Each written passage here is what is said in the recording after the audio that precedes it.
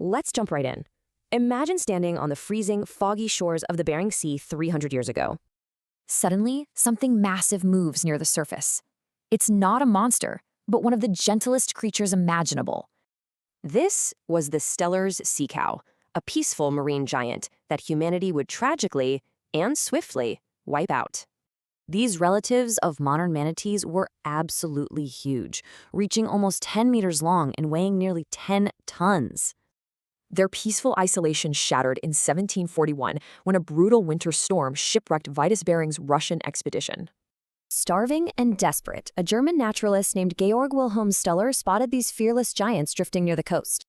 They looked totally prehistoric. Think tiny eyes, paddle-shaped flippers, and rough skin that literally looked like tree bark. But their behavior is what's truly fascinating. Steller described them as incredibly calm, social, and deeply affectionate. Families stuck together. They'd even tried desperately to push harpooned, injured family members back to the surface. Being super buoyant herbivores, they couldn't dive to escape. They just slowly grazed on floating kelp algae. Tragically, that made them sitting ducks. Fur traders exploited them for weeks of fresh meat, oil, and leather. Harpoons easily pierced their skin as boats completely surrounded entire defenseless families. The cold waters quickly turned red. But the full story is darker. Scientists think climate shifts had already dropped their population to around 2,000.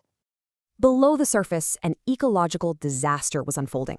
Hunting sea otters caused kelp-eating urchin populations to absolutely explode.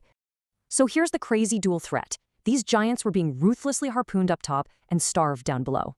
An animal that survived literal ice ages and lived peacefully for millennia was wiped out in a flash. It's shocking, but it took just 27 years after discovery to erase them from the earth forever.